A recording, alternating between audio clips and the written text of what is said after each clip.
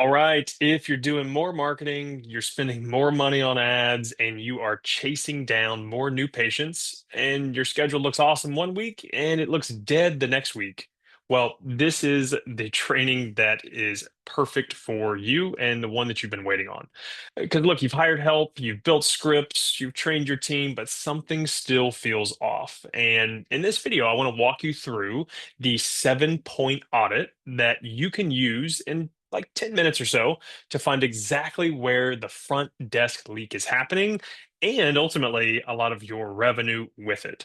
Now, this is episode 5 of a series called Fix Your Front Desk. And this is the final episode. And so far, we've covered why your front desk isn't booking patients, ultimately, how we fix and overcome some of these cost and insurance objections, whether we coach or do we ultimately replace the current front desk team.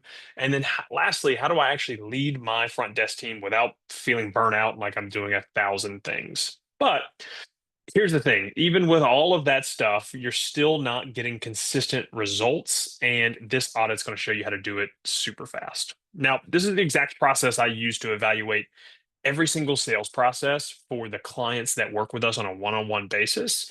And this is the exact process that I go also into much greater detail inside of our school community. And so if you have not joined our free front desk course and school community, most of our clients are finding 10, 15, even $30,000 by using some of the simple tactics that I'm going to teach here today. And you can access that group by simply clicking the link below. So let's go ahead and get started, shall we? Now, this is a 7 point audit. This is going to focus on multiple stages of the life cycle, right? So, what happens when a lead reaches out? Do we have some processes, and are we leaking there? Are we leaking, potential patients on the actual phone call? Or lastly, are patients just ghosting us and we don't have any way of coming through it? And so let's dive into this now. The first main point of this checklist is, are leads followed up within 5 minutes? If the answer is no, then ultimately we either need to add a new team member or we have a process problem, because leads have to be called quickly, especially if we're running Facebook, Google ads, people are opting in on your website. Speed to lead continues to be the king. And if I can't get to them consistently, your likelihood of actually reaching them on the phone is extremely low on the back end. And that's the last thing we actually want to have happen. Is you pay for a lead, your front desk is busy putting fires out in the office, and then ultimately we call that person, half a day later, 2 days later, and now I'm never going to get a hold of this person. And then you blame your marketing company and you go hire a new marketing agency or a new marketing guru, and you're still kind of in the same boat. And ultimately it's because your speed to lead is a problem. Now, the other big one is, are leads called more than once or twice? A lot of people that I work with think, oh, my front desk, they called them once or twice, they shot them a text message, and we just didn't hear anything back. So the leads just must not have been good, or they just didn't want to work with us. And ultimately, we need some consistent nurturing for leads who opt into your website, or they opt into an ad, or maybe they even call the clinic and we couldn't get to it for some reason. I need to have a healthy blend of automations, text, email, and then ultimately I need some manual touch points, call, text message, email, etc. Right? I need to be able to have both of those, and I need to follow up with people consistently for several weeks, right? Not, hey, I'm calling folks once or twice and hoping and wondering why they didn't pick up. And quite frankly, people are just busy, right? Like can't tell you how many times I just don't answer phone calls from people who number I don't recognize, and sometimes maybe you catch me at a bad time. Like maybe I'm doing one of these videos or something, and somebody calls me, and then they turn around, they call me again at the same time the next day, and maybe I have a standing meeting or something I can't get to, and ultimately I may be more quick to reply by text message. Whatever the case may be, we need to have multiple touch points. People aren't going to get annoyed. They put their name, phone number, and email in. They want you to reach out. They're raising their hand for help. So the third point of this is, do once we actually get them on the phone, do we delay the insurance conversation until value is built? I can't tell you, this is probably the biggest violation for most people. If your front desk is telling somebody we're out of network, telling them your price, telling them about what the initial evaluation looks like or the first session looks like, if we're doing that within the first 2 minutes of a phone conversation, you're going to have a hard time converting leads, period. Right? You just haven't built value, you haven't built belief.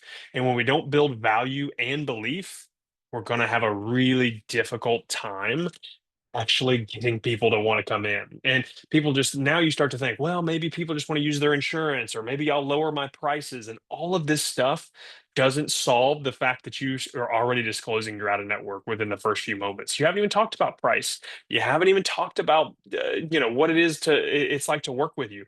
You've just dropped the price, and ultimately now they just say, well, I guess I'll go on somewhere else because I need to ultimately be able to use my insurance, right? Now, the fourth piece of this is once I'm on the phone, uh, I want to, am I actually following up with leads that don't convert right away?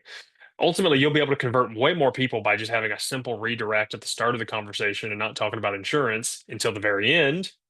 But do we follow up with people that don't convert right away? Ideally, you schedule, something several weeks, or you schedule a phone call sometime within the next 24 hours so that you can handle their objection. Or even better case, we handle it right then and there on the phone. But if we don't follow up with leads that don't convert, that's a lot of potential lost revenue because now, maybe they decided to go somewhere in network down the road and they got just terrible quality of care. They hated it. It wasn't great.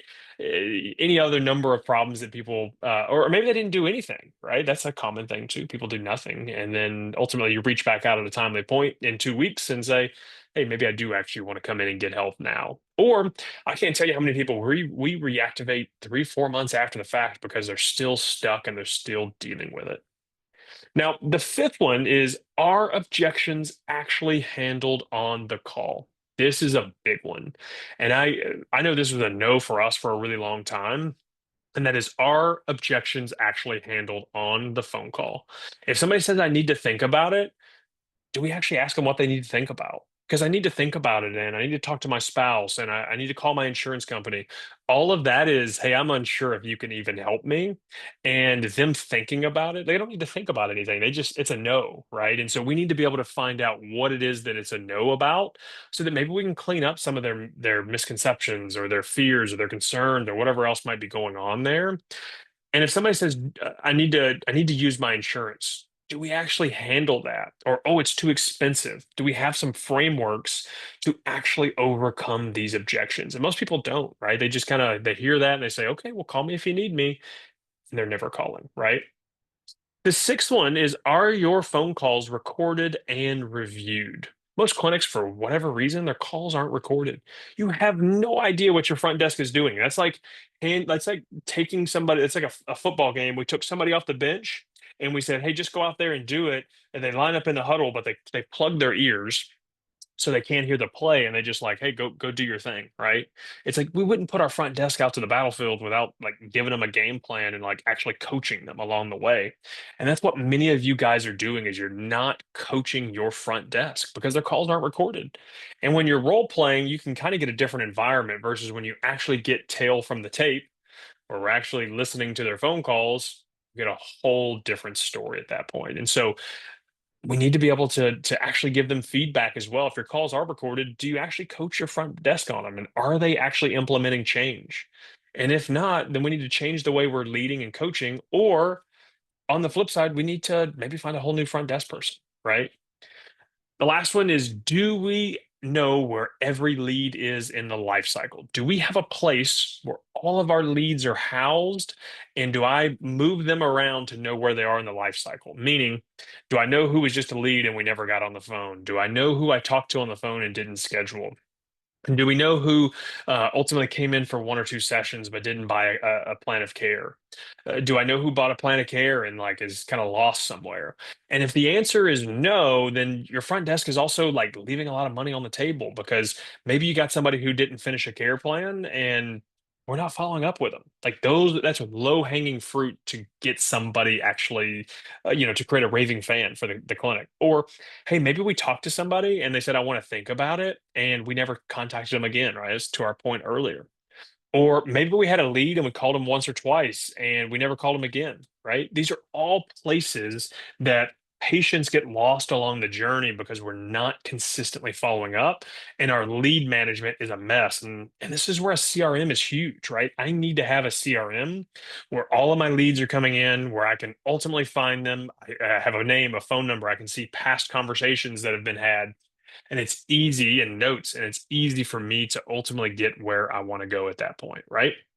Now, those are kind of the quick 7 points that I would typically audit somebody. There's some other like things that we didn't necessarily talk about here, which is, looking at package percentages and talking about, are we warming patients up long term so that they actually are excited to come in, not just for one session, right? And there's so many other things that you can look at, but this quick 7 point audit, if you can't say unequivocally yes to all of these, then you're definitely missing out on some revenue at your front desk.